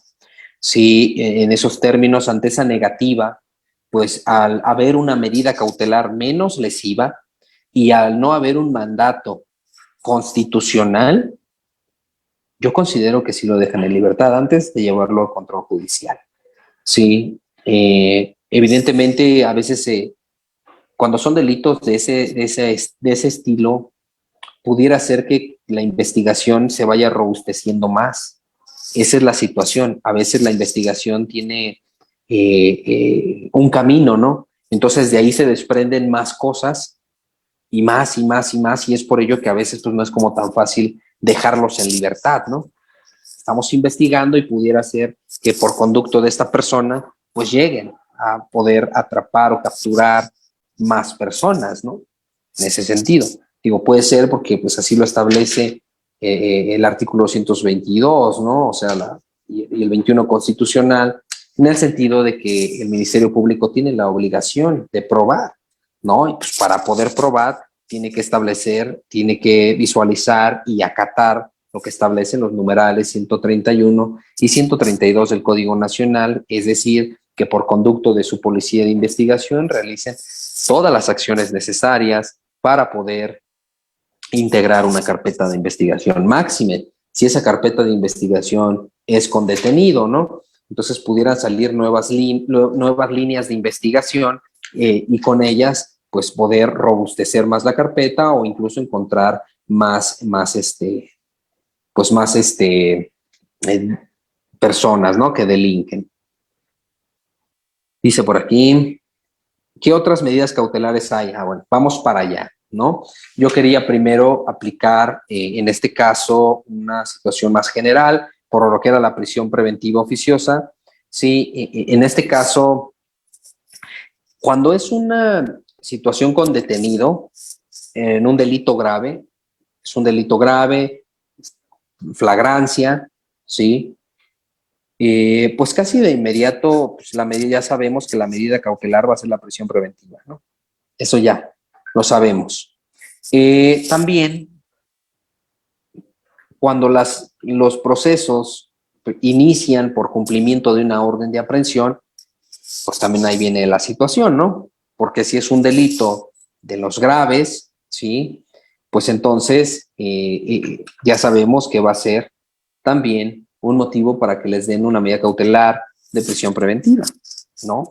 ¿Por qué? Porque también nos hablan de otras hipótesis, nos hablan que la orden de aprehensión la podrán librar, a lo mejor cuando ya no comparezca, aunque no sea un delito de los que amerita prisión preventiva, ¿no? Entonces también pudiera ser que en repetidas ocasiones se ha citado a que se le formó la imputación y este no se presenta, pues se advierte que pudiera sustraerse de la acción de la justicia y el juez, bueno, puede ordenar su presentación o puede tomar otras situaciones para agotar todo hasta que le sea necesario una orden de aprehensión, ¿no? Entonces, las medidas cautelares ustedes las van a ver establecidas en el párrafo, o más bien en todos los párrafos del artículo 155.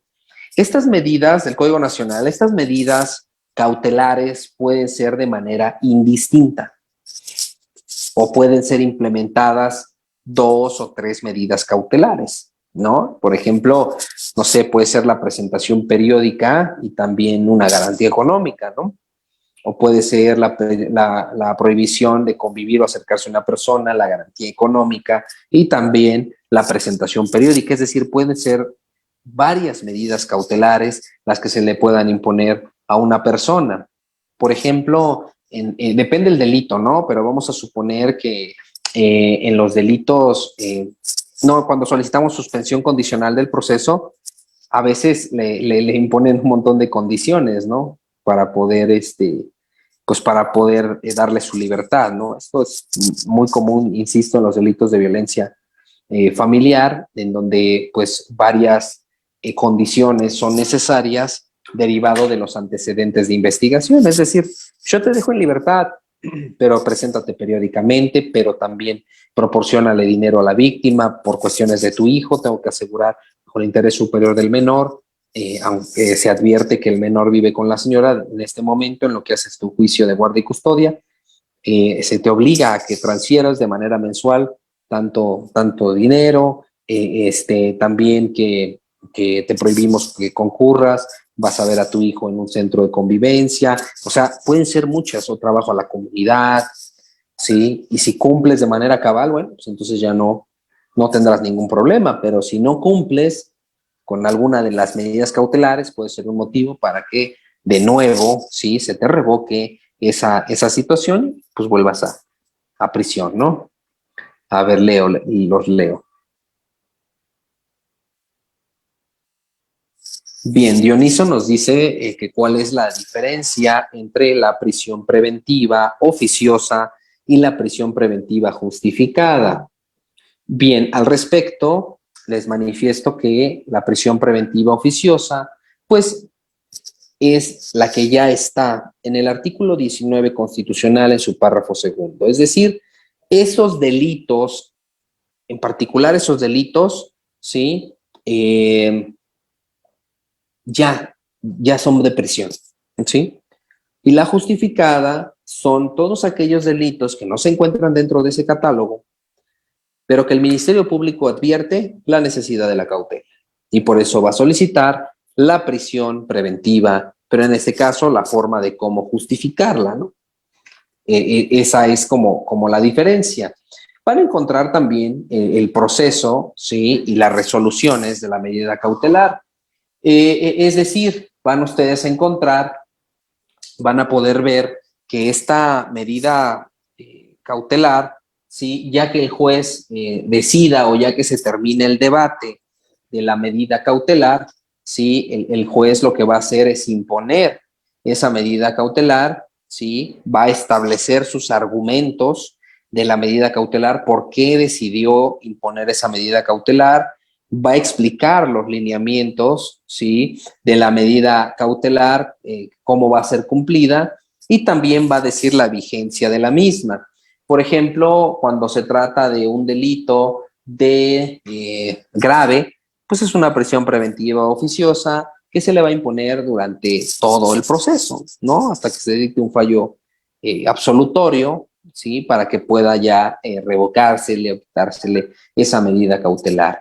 También tenemos, insisto, una revisión de medidas cautelares. Eso lo van a encontrar regulado en el numeral 161 de la ley adjetiva de la materia. Ese numeral nos establece que puede solicitar una revisión de medidas cautelares cuando hayan variado de manera objetiva las condiciones que justificaron la imposición de la medida cautelar. ¿Sí? Las partes refiere que pueden solicitarlo ante el juez. Ustedes van a hacer un oficio, ¿sí? Y van a ponerle como título, ¿sí? Revisión de medida cautelar, ¿no? Y entonces van a solicitarle al juez en ese oficio que notifique a las partes y que le genere audiencia para debate de revisión de medidas cautelares, ¿sí? Entonces el juez, ya que recibe el oficio, pues va a citar a todos los intervinientes en la audiencia para abrir debate sobre las condiciones o circunstancias que tomaron en cuenta primeramente para imponer esa medida cautelar anterior, y en que explicarle al juez en qué es lo que ha variado de esa fecha ahorita esa medida cautelar. Entonces, esa revisión de medida cautelar, en algunos casos, pues sí es procedente, como les había comentado, porque pues en un momento yo llego de improviso a la audiencia, ¿sí? Llego de improviso y ¿qué sucede? No, pues ya no sé nada, no sé, y esto, y no estoy preparado. No importa, después meto un oficio y solicito la revisión donde ya tenga todos los elementos necesarios para entrar a un debate, ¿no? También nos establece precisamente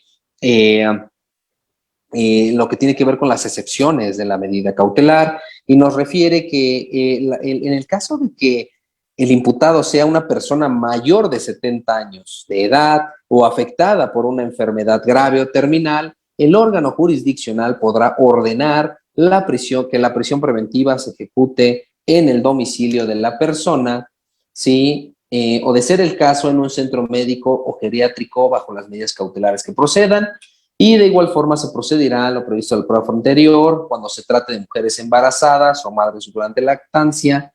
No gozarán de la prerrogativa prevista de los dos párrafos anteriores, quienes a criterio del juez de control puedan sustraerse de la acción de la justicia o manifiesten una conducta que haga presumir su riesgo.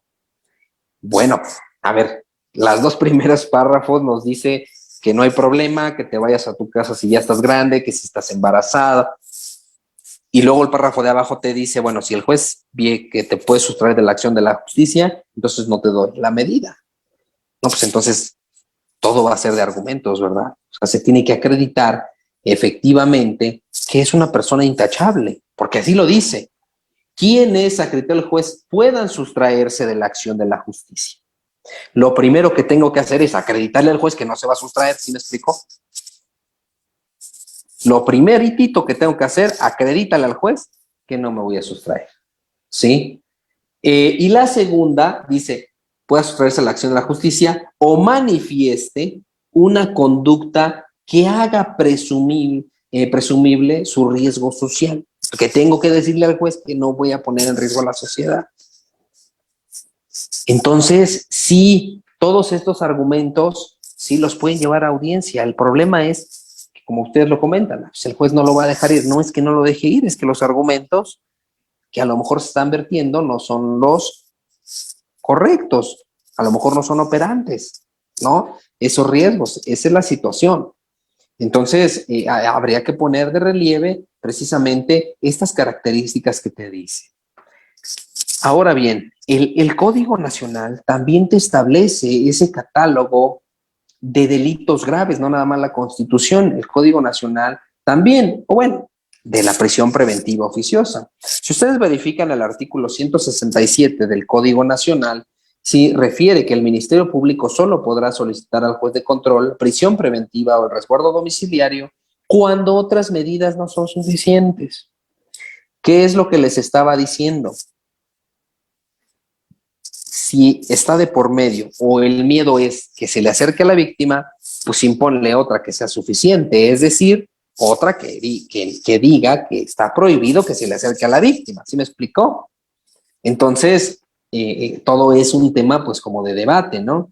Claro, más adelante fíjense lo que dice, ya después, se consideran como delitos de prisión preventiva oficiosa los previstos en el Código Penal Federal de manera siguiente. Y les viene homicidio doloso, genocidio, violación, traición, espionaje, terrorismo, sabotaje, los previstos en el artículo 140 o 145, corrupción de personas de menores, tráfico de menores contra la salud. Y bueno, viene un montón de delitos precisamente que son de prisión preventiva oficiosa y que facultan al Ministerio Público para que si ni siquiera entre a debate si esa medida cautelar. ¿Por qué? Porque ya el constituyente y el legislador se pronunciaron al respecto de la aplicación de las medidas cautelares. Oiga, es que no está aplicando el principio de mínima intervención a la medida cautelar. No lo estoy aplicando porque el delito es un homicidio, ¿sí? Y en los homicidios no se puede. ¿Por qué? Porque la Constitución me dice que si es un homicidio, no discutas, no debatas. Inmediatamente prisión preventiva. ¿Sale? Bueno, a ver, leo sus mensajes. Ya pusieron muchos.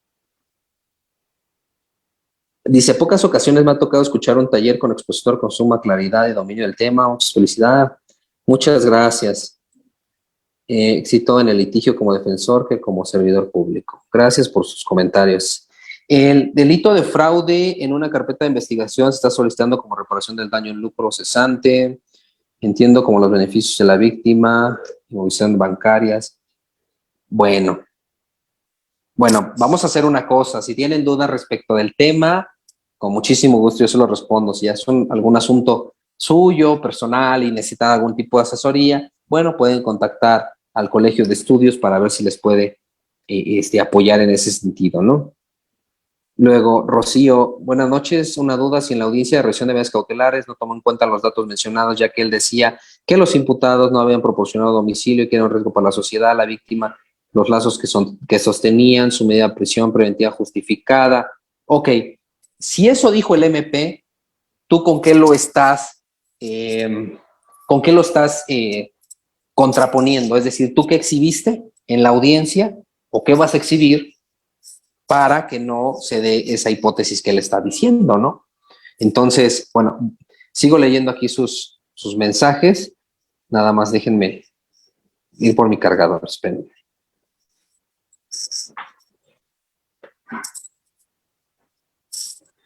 Dice,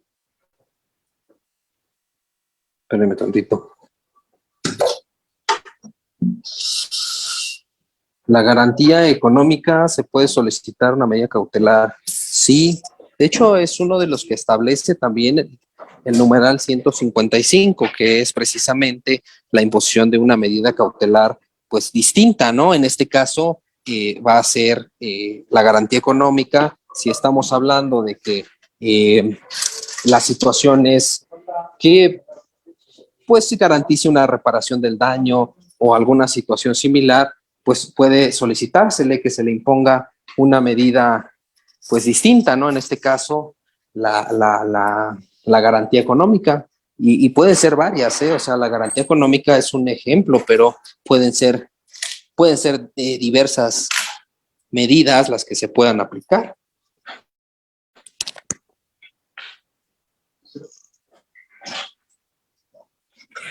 Ok, entonces continuamos.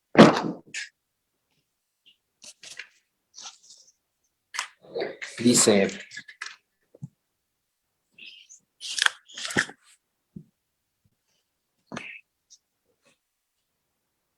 ok, si tienen dudas, pues ya me escriben, ¿no? Creo que contesté todos los que están aquí en el chat. Y bueno, para ir aterrizando el tema, ¿sí? Este debate de medidas cautelares, pues implica precisamente como un resumen, pues el debate de las medidas, es decir, debe de existir un argumento sólido en cada una de las partes, ¿no?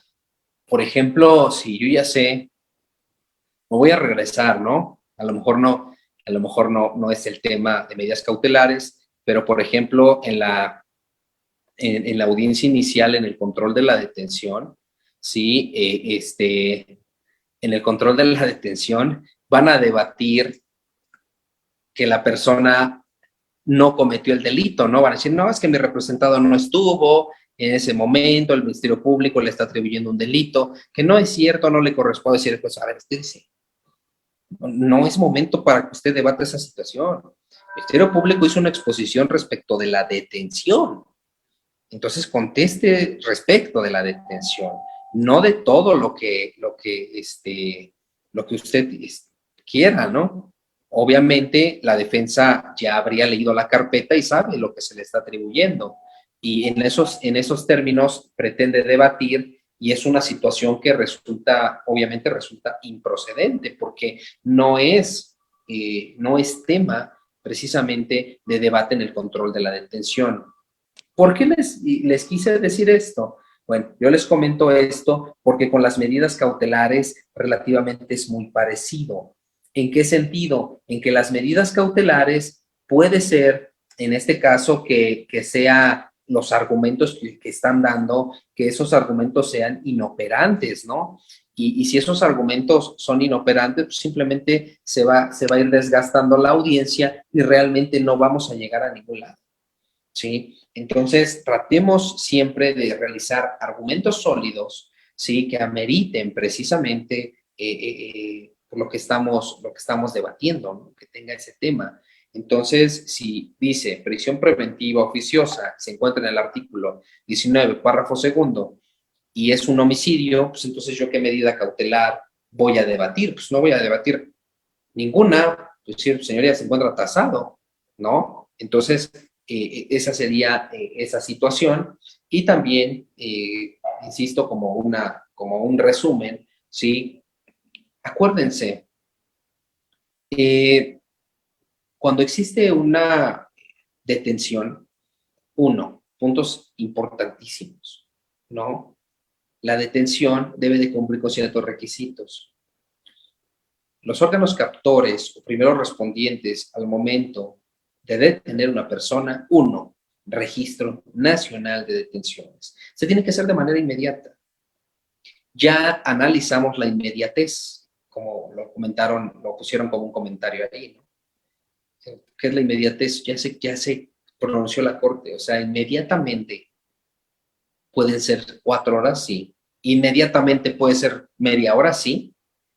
Oiga, es que mire, ¿cómo puede ser posible que a tal persona la detuvieron al mismo tiempo que la otra? ¿Y cómo es posible que a él lo pusieron a disposición, lo detuvieron a las 5 y lo pusieron a disposición a las 11? Y al otro lo detuvieron a las 5 y lo pusieron a disposición a las 5:30. ¿Cómo es posible que haya habido tanta diferencia? Ah, pues la Corte dice, sí hubo tanta diferencia, pero esa diferencia fue, pues precisamente porque uno se fue en la primera patrulla y la segunda patrulla la detuvieron los vecinos, ¿no? Porque les comentaba. Y aquí están las fotografías donde rompieron los vidrios y aquí está el certificado médico del detenido, donde efectivamente lo alcanzaron a golpear. Y, o sea, ¿qué te va a decir el juez de control? Pues es que sí estás justificando. Oiga, señoría, sí lo está justificando, pero no hay en la carpeta de investigación nada de lo que está diciendo ahorita. Entonces ahí sí hay problema. Oiga, es que dice que incumplió con el Registro Nacional de Detenciones. Por lo tanto, entonces, no se tiene certeza que realmente haya estado y detenido y representado de manera correcta, ¿no? Que no haya sido trasladado a otro lado, no sé. Entonces, ya estando en la agencia del Ministerio Público, en términos de lo que establece 202 y 222, como les comentaba, el Ministerio Público debe de iniciar una investigación. Y al momento de iniciar una investigación, tiene que recibir al detenido, es decir, el Ministerio Público recibe a los órganos captores y le realizan la puesta a disposición. Se recibe y entonces es responsabilidad del agente del Ministerio Público y empieza a correr su término de 48 horas para integrar la carpeta de investigación. Y sigue en el aire, ¿no? O sea, bueno, ¿y qué va a suceder? ¿Qué va a suceder con las personas que van, como les comenté? Oiga, es que acabo de darle 10 puñaladas a mi compadre, estoy tomando y pues yo lo dejé ahí en la casa, ya me iba a ir, pero me arrepentí y vine ahorita con ustedes. Es más, pase a la casa, véngase. Entonces la autoridad, ¿qué tiene que hacer? Ir a la casa, meterse a la casa. Él me autorizó, pues él es el dueño, ¿no? Él me autorizó entrar a la casa.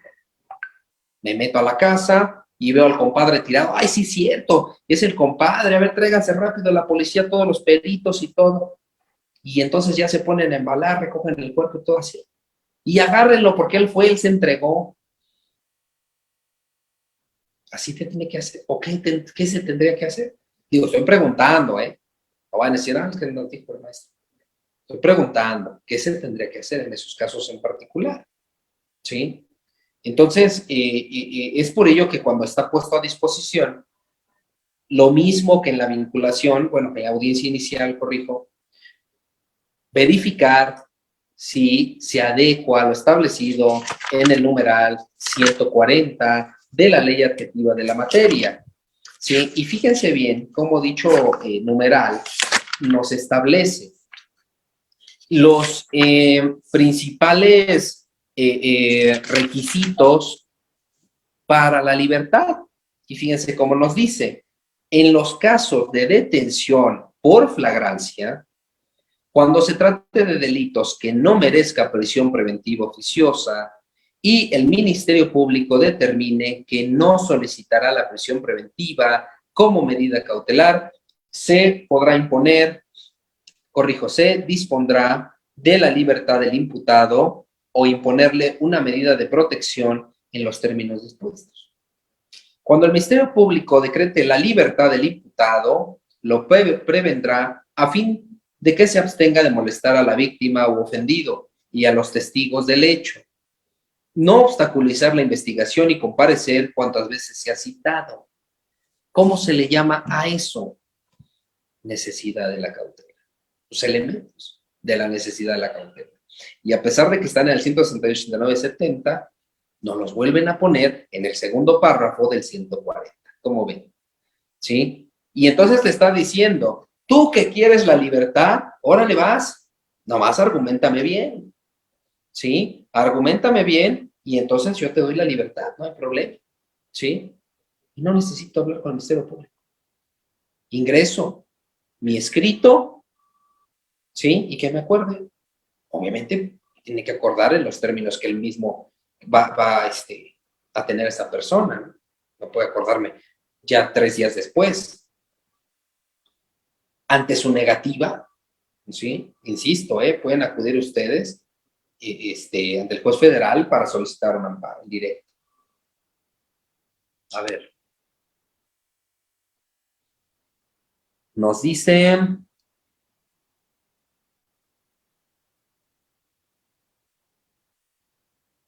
Dice, en ocasiones los fiscales se empeñan en tratar de justificar la medida de prisión preventiva, aunque no argumentan el por qué tantas medidas cautelares existentes, ninguna es suficiente.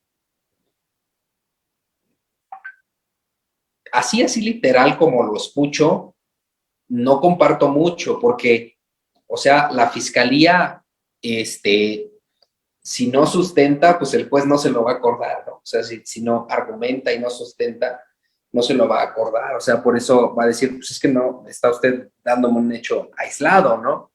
Entonces, así como que aunque no argumente ni sustente, eh, se la van a dar, no. Difiere un poquito, pero pudiera ser los casos, ¿no? Y luego, ¿cuál es el término para aplicar lo relacionado al 160? Híjole. Aquí el 160 pues habla de la impugnación de las decisiones judiciales, ¿no? Entonces, las decisiones judiciales, pues sí se pueden impugnar y esto en un primer término mediante una revocación.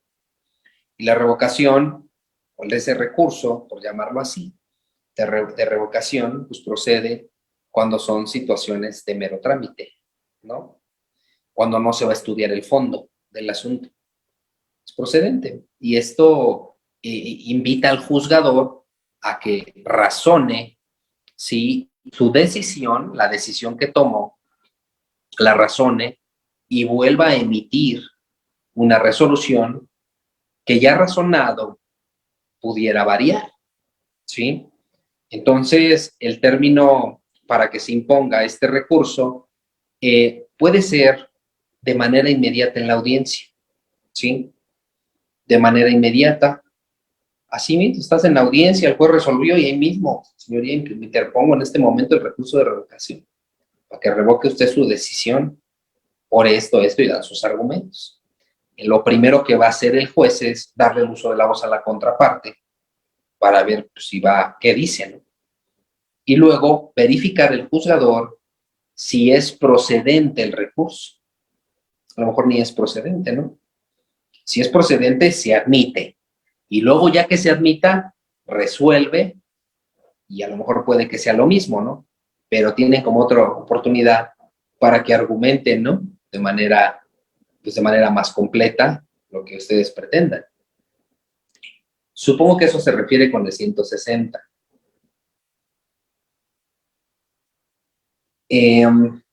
Bueno, aquí ya me acabé las preguntas. Por acá. Héctor dice, justificar la intromisión al domicilio ante el juez para no violar derechos fundamentales de la privacidad del domicilio. Así es, Héctor nos dice que pues para que no haya una violación a derechos humanos hay que solicitárselo al juez. Y así es una de las situaciones que requieren control judicial en este sentido, mediante un cateo, ¿no? Y también, bueno, para que no se requiera la autorización, no se requiere el control judicial, también es procedente ingresar al domicilio cuando la persona legítima te permite el acceso, ¿sí? Oiga, pero si entonces el acusado, o en este caso el investigado, es el que dice, ahí está, yo les doy las llaves, entren, ¿sí? ¿Por qué creen ustedes que sería un tema de ilicitud? Si él es el legítimo poseedor, ¿no? O propietario, como sea, del inmueble. Tiene la facultad que tiene llaves, ¿no? Entonces, cuando nosotros no tenemos llaves, pues no somos los legítimos, ¿no? O sea, sí, se advierte que a lo mejor no es mía la casa, pero pues pueden pasar, yo les dejo pasar para que revisen. Y entonces, ¿por qué este sujeto que se fue a entregar, pues no le permite, no dice nada, pues llévenos y que se metan y ya, como si nada? Entonces, bueno, en conclusión, ¿sí? Vamos a ver, si tienen dudas, por favor, ya vamos concluyendo. Si tienen alguna duda, pues de una vez escríbanlas todas, las voy leyendo, ¿sí? Y se las respondo lo más pronto posible, ¿no? Entonces, ya nada más como conclusión a lo que es este tema de medidas cautelares, insisto, lo es verificar que las medidas cautelares vienen establecidas en el Código Nacional y en la Constitución. Y te dice, vas a imponer en la Constitución, vas a imponer como medida cautelar prisión preventiva en estos delitos. Así lo dice el 19 párrafo segundo. El 167, vas a imponer prisión en estos delitos. Es una imposición. No hay debate. ¿Sale? Esa es la conclusión. Ahora, si fuese prisión preventiva justificada, consideramos que pudiera ser excesiva. Pero pudiera ser excesiva cuando no justifiquen, ¿sí?, esa parte que es excesiva. Es decir, Fiscalía dice que se va a sustraer de la acción de la justicia. Señoría, lleva 5 años viviendo en el domicilio, 10 años está trabajando en una empresa. Aquí lo acredito con el comprobante de domicilio y con 3 testigos, los cuales les recabé una entrevista si ustedes quieran, y que vaya la policía de investigación a verificar que ahí viven. Y ellos pueden decir que mi representado, ¿sí?, ahí vive, hay testigos. Entonces la Fiscalía, pues, no tiene argumentos para decir que se va a sustraer de la acción de la justicia. 2, dice la Fiscalía que la víctima está en riesgo. Señoría, hay una medida cautelar distinta, que le ponga medidas de protección a la víctima y que se me imponga una menos lesiva, que no me le acerque a las personas. Pues yo no me le voy a acercar. Bueno, mi representado no se va a acercar, impónganle otra, ¿sí?, distinta, porque la prisión preventiva es de manera excepcional. Ya cuando de plano se advierta una situación de que verdad se va a dar a la fuga, ¿no?, o que pudiera dañar a alguien. Sigo insistiendo, ejemplos, la violencia familiar, está muy golpeada la mujer, no necesita el juez saber mediante un certificado psicofísico, ni necesita el certificado, ya la vio, ¿sí? Ya la vio. Y pues con eso es suficiente, ¿no? Entonces, ahí sí ya, pues, ya no va a poder argumentar, porque un elemento falta de la necesidad de la cautela y con ese es suficiente para darle la prisión preventiva justificada. No va a decir, pues sí, pero todo se presta a debate. Señoría, ni siquiera se tiene certeza que el representado haya cometido o que haya sido el quien la golpeó. Se presume, ¿no? Entonces, ¿por qué puede predecir que en un momento va a salir y la va a golpear de nuevo? O sea, es motivo de argumentación. Desde mi punto de vista, voy a leer otros mensajes. ¿Podría proceder que un imputado no se le imponga ninguna medida cautelar únicamente con la promesa de sujetarse al proceso, no obstaculizarlo y cometer un acto? Dice Marcus. No, Marc. A fuerzas debe de ser una medida de las establecidas en ese numeral, o a menos que el Ministerio Público pues no haya acreditado el hecho, que no lo vinculen a proceso, cualquier otra situación, pero si lo vinculan a proceso, forzosamente tienen que imponerle cualquiera de las medidas cautelares, dependiendo del argumento que dé cada uno. ¿Sale?